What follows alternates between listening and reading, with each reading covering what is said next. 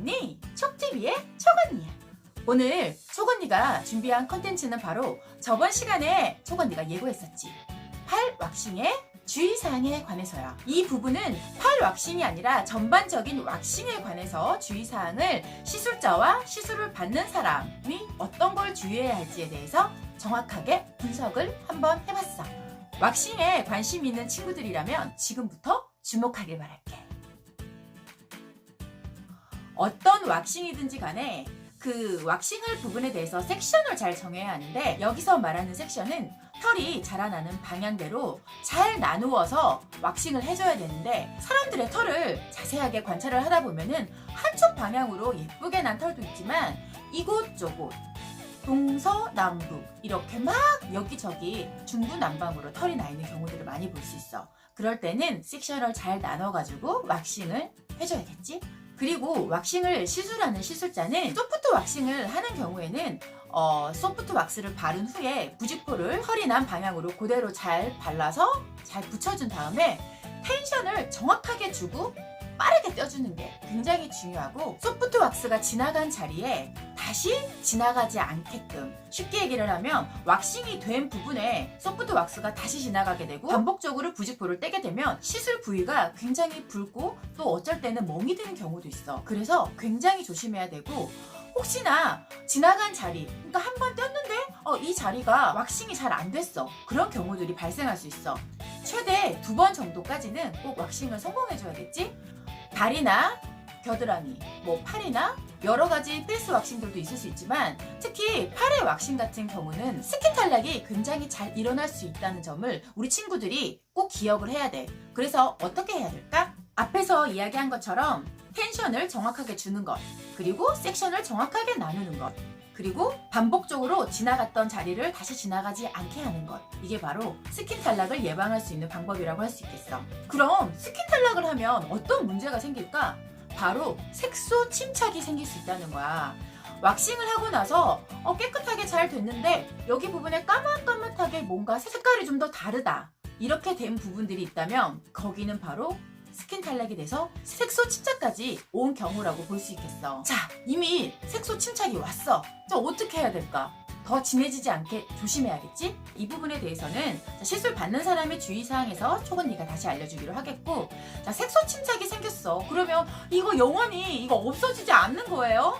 그렇지 않아 친구들.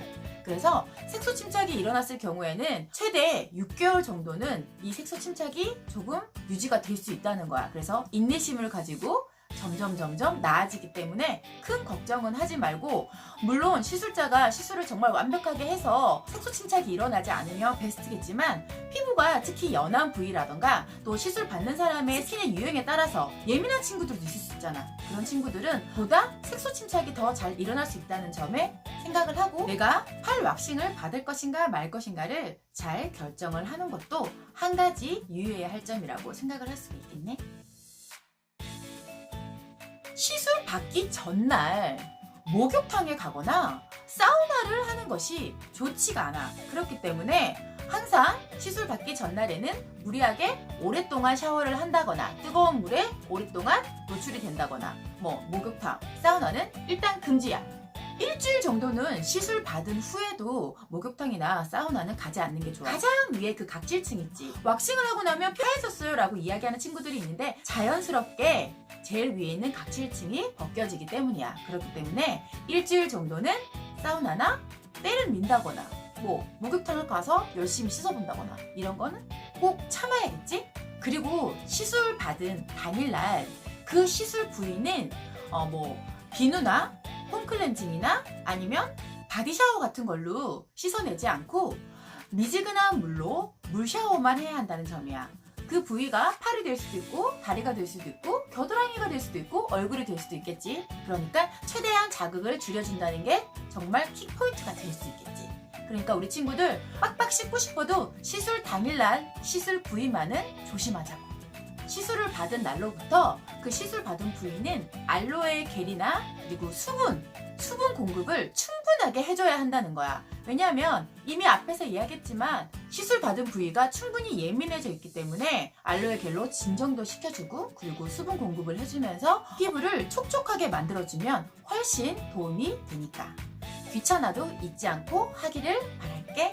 팔이나 다리, 얼굴 어떤 부위든지 간에 시술 받은 부위는 햇빛에 노출이 되는 걸 최소화 시켜줘야 돼. 그러니까 예를 들어 겨울 같을 때 왁싱을 한다면 긴 소매나 긴 팔을 입고 있기 때문에 긴 바지를 입고 있기 때문에 상관이 없는 일이겠지만 여름철에 우리가 왁싱을 많이 하잖아. 그래서 반팔이나 민소매, 반바지를 입었을 경우, 치마를 입었을 경우 그 시술 부위가 햇빛에 노출이 되면 자극이 될 수 있기 때문에 선크림을 잊지 않고 발라줘야 한다는 거야. 많은 사람들이 왁싱하고 선크림까지 몸에다 이렇게 발라야 돼? 라고 생각은 하겠지만 스킨 탈락이 일어나서 색소 침착이 온 경우는 더더욱 더 그렇게 선크림으로 관리를 해줘야 된다는 거야. 알로에 겔도 발라주고 수분크림도 발라주고 수분 로션을 발라도 되고 그리고 중요한 건 선크림을 꼭 발라주라는 거지. 그래야 더 이상 색소 침착이 진해지는 걸 막을 수 있기 때문이야.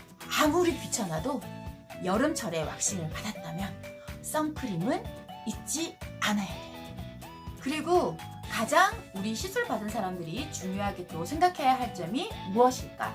그건 바로 시술을 받은 후 3일에서 5일이 경과가 되면 그때부터 점점 털이 자라나기 시작하는데 그때 잉그론이라는 현상이 생기지 않도록 각질 제거가 필수라는 거야. 자, 각질 제거는 많은 제품들이 요즘에 시중에 나와 있어. 스프레이 제품도 있고 크림도 있고 그리고 스크럽도 있지. 그래서 이런 제품들을 사용을 해서 각질 제거를 필수로 해줘야 된다는 거야. 그렇다면 잉그로운이란 건 어떤 현상을 이야기하는 건지 정말 궁금하지? 그건 바로 새로 자라나는 이 털들이 위로 각질층을 뚫고 올라가지 못하고 살 안쪽으로 이렇게 휘어서 자라는 거야. 그러니까 바깥으로 털이 뚫고 나오지를 못한다. 이렇게 간단하게 생각하면 되겠어. 친구들, 이렇게 간단하게 왁싱만 받으면 되는 거 아닌가 하고 생각을 했겠지만 주의사항들이 여러 가지가 있다는 것 오늘 똑똑히 알았겠지? 우리 척친구들도 왁싱을 받기 전에 항상 이렇게 주의를 하고 주의할 점에 대해서 상기를 시키고 준비를 하고 왁싱을 받았으면 좋겠고 그리고 시술자들도 조심조심 해서 또 왁싱을 받는 사람들에게 굉장히 편안하게 아프지 않게 그리고 만족스러운 결과가 있을 수 있도록 시술을 해주면 정말 좋겠지? 오늘은 여기까지. 다음 시간에는 좀 더 즐겁고 유익한 정보로 우리 초 친구들 또 만나러 올게.